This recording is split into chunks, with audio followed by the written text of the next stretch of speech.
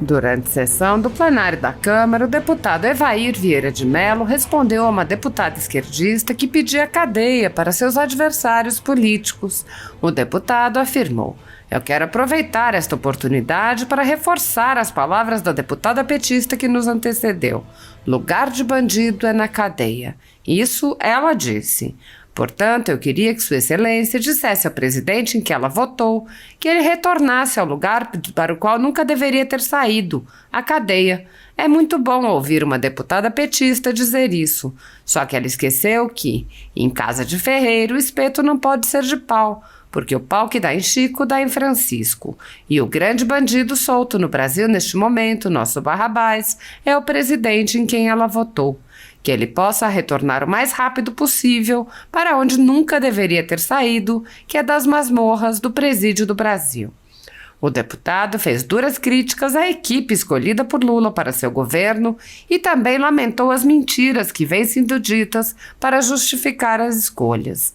Mello disse: "O Brasil realmente está entregue a um presidente claramente ladrão e, acima de tudo, agora tem um ministro incompetente. Eles querem falar mal do governo e a esquerda é profissional e especializada em inventar palavras de efeito, palavras bonitas. Eles fazem isso com habilidade." O deputado prosseguiu: "Eu conheço a esquerda. Inventaram agora a tal da herança maldita. Isso é um horror. Enquanto isso, esse governo sabe que vai encontrar conta superavitária, economia em pleno crescimento, reforma feita, um país menos burocrático, um país mais ágil, um país realmente pronto para prosperar no crescimento econômico. Eles arrumam essas palavras bonitas e falam de forma poética. Inventaram essa coisa da herança maldita." A ditadura da toga segue firme. O Brasil tem hoje presos políticos e jornais parlamentares e influenciadores censurados. A Folha Política tem toda a sua receita, gerada desde 1º de julho de 2021, confiscada por uma canetada do ministro Luiz Felipe Salomão, ex-corregedor do TSE, com o aplauso e o respaldo dos ministros Luiz Roberto Barroso, Alexandre de Moraes e Edson Fachin. Além disso, todas as receitas futuras do jornal obtidas por meio do YouTube estão previamente bloqueadas. Há mais de 17 meses, todos os rendimentos do jornal estão sendo retidos sem justificativa jurídica. Anteriormente, a Folha Política teve sua sede invadida e todos os seus equipamentos apreendidos a mando do ministro Alexandre de Moraes. Mesmo assim, a equipe continuou trabalhando como sempre, de domingo a domingo, dia ou noite, para trazer informação sobre os 3 poderes e romper a espiral do silêncio imposta pela velha imprensa, levando informação de qualidade para todos os cidadãos e defendendo os valores, as pessoas e os fatos excluídos pelo mainstream, como o conservadorismo e as propostas de cidadãos e políticos de direita. Se você apoia o trabalho da Folha Política e pode ajudar a evitar que o jornal seja fechado pela ausência de recursos para manter sua estrutura, cumprir seus compromissos financeiros e pagar seus colaboradores, doe por meio do Pix, cujo QR Code está visível na tela, ou por meio do código ajude@folhapolitica.org. Caso não utilize Pix, há a opção de transferência bancária para a conta da empresa Raposo Fernandes, disponível na descrição deste vídeo e no comentário fixado no topo.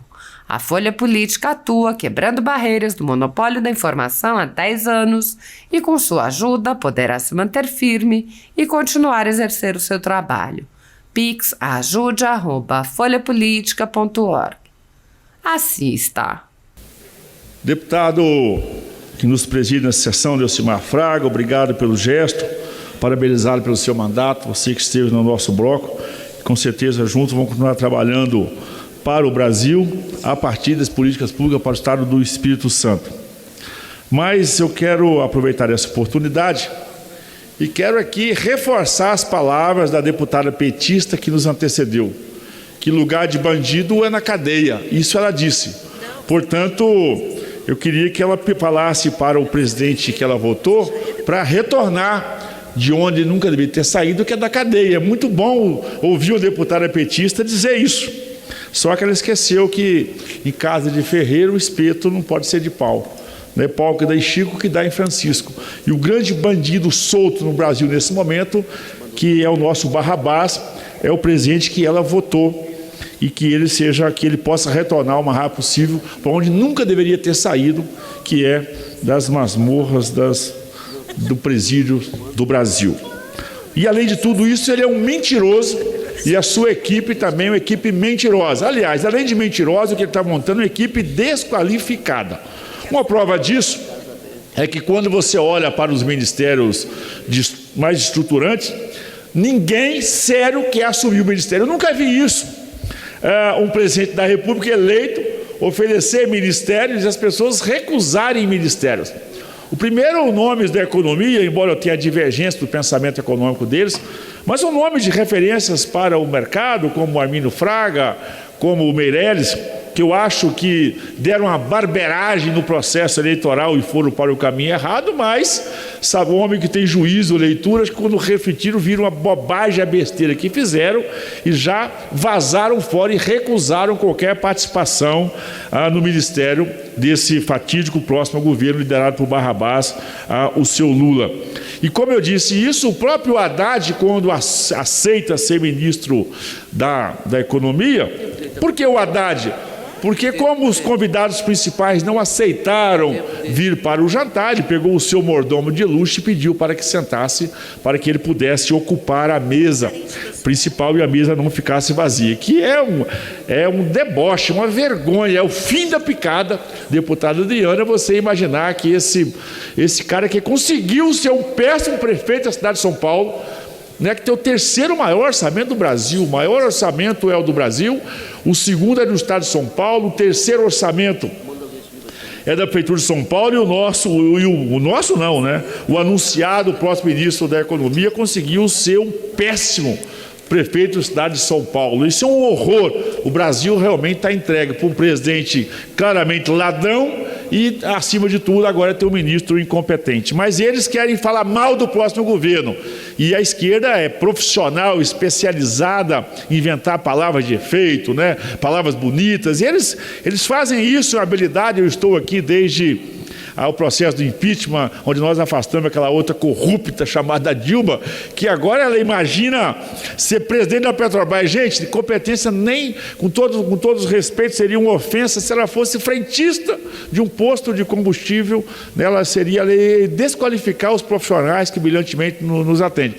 Quer ser presidente da Petrobras, tenha santa paciência, Dilma, vai fazer alguma coisa que você sabe fazer, que ninguém sabe o que é, menos se meter em política pública brasileira. Mas você está aí, abraçada com essa turma toda. Eu conheço a esquerda, e aí inventaram agora a tal da herança maldita. É um horror quando esse governo, que sabe que vai encontrar conta superavitária, economia em pleno crescimento, reforma feita, um país menos burocrático, um país mais ágil, um país realmente pronto para prosperar no crescimento econômico, aí eles arrumam essas palavras bonitas, eles falam de forma poética, inventaram essa coisa da herança maldita. Mas eu quero pedir mais um minuto à nossa presidente, só para me mostrar que o próximo presidente que espera assumir aí, aliás, na sua posse no dia 1º de janeiro, possivelmente algum membro do STF vai se prontificar a passar a faixa para ele,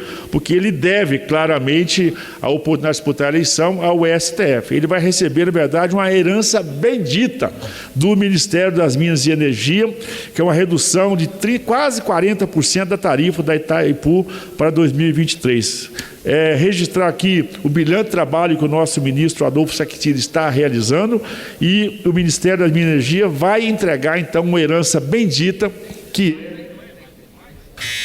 é uma energia mais barata para os brasileiros. Faz muita diferença. Então, eu quero mais uma vez enaltecer, estou dizendo aqui, desse trabalho brilhante. A tarifa de Itaipu foi reduzida pela primeira vez após quase 15 anos. Foi reduzida em quase 9%. Isso mostra um governo eficiente, competente, dedicado e sério e honrado, liderado por Jair Bolsonaro, que tem no Ministério das Minas e Energia o nosso almirante, que cumpriu brilhantemente o trabalho. O ministro Saquicida agora faz essa essa entrega, que é realmente essa redução de 40% das tarifas da Itaipu, da nossa energia. Entregar energia mais barata significa realmente olhar para quem mais precisa. Senhor presidente, eu queria que isso fosse também sair na voz do Brasil, o reconhecimento do mérito e da competência do Adolfo Saquicida e da grande herança bendita deixada pelo governo Jair Bolsonaro do Ministério. Obrigado. Senhor presidente, senhoras e senhores parlamentares, encerrando o ano de 2022, cabe-me aqui, como vice-líder que fui honradamente do governo Jair Bolsonaro, trazer registros importantes que marcaram esses 4 anos do Brasil. É fácil, muitas vezes, eu vejo a despreparada e desqualificada oposição que todo o tempo trabalhou para atrapalhar o governo Jair Bolsonaro, para as mudanças e reformas aqui nesse país, ficaram muitas vezes gastando tempo em parar o jogo e naturalmente não contribuíram para os avanços que o país precisava. Primeiro, ressaltar que depois de muitos anos, nós estamos encerrando o ano com a menor taxa de desemprego da nossa história. O índice que hoje já é menor do que 8%. Ainda é muito, mas precisamos de considerar os desafios nossos, principalmente sanitários, e os desafios da economia. Nós estamos aí na ressaca da pandemia, que não foi pequena. E no auge da pandemia, a gente sabe da turma do Para Tudo, as dificuldades que foram para poder fazer esse enfrentamento. E aqui cabe destacar assim, as inúmeras intervenções do governo federal, principalmente para manter a economia funcionando, mas com uma preocupação extrema com os trabalhadores. Os programas lançados pelo Ministério da Economia, pelo Ministério da Cidadania, e compartilhado com todos os outros ministérios, aqui da Agricultura, Ministério das Minas e Energia, para a preservação do emprego. Mostrou-se eficiente, mostrou-se eficaz e trouxe resultados significativos. Ou seja, o trabalhador, a família brasileira foi a prioridade do governo durante, naturalmente, esse processo. Ao mesmo tempo, um governo que trabalhou para abrir as fronteiras do Brasil. Nós somos um país de exportação e, naturalmente, as relações comerciais construídas, liderado nesse ato final agora pelo ministro França do nosso Itamaraty, mas pela ministra Tereza Cristina e Marcos Montes na Agricultura, Ministério das Minas e Energia, trouxeram ganhos consideráveis para o Brasil. O Brasil conseguiu dialogar com o mundo sério, o Brasil conseguiu ter credibilidade e respeito, de forma que a nossa balança comercial do agro, principalmente, foi uma balança superavitária. Isso não é fruto do acaso.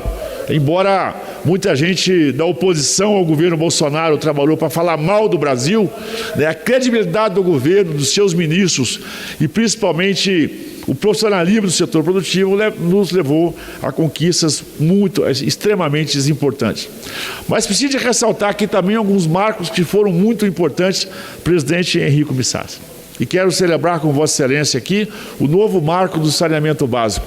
Vossa Excelência, que preside a nossa frente aqui na casa, foi um deputado atuante e participativo nesse tema, talvez um dos temas mais importantes que nós botamos aqui nessa casa. Até porque, historicamente, os governos do passado não deram atenção, não deram nenhum valor ao saneamento básico, e nós temos hoje um moderno marco do saneamento básico que está criando emprego, criando oportunidade, atraindo os novos capitais e, naturalmente, ajudando a levar a dignidade mais de 130 milhões de brasileiros que estavam abandonados pelos governos anteriores.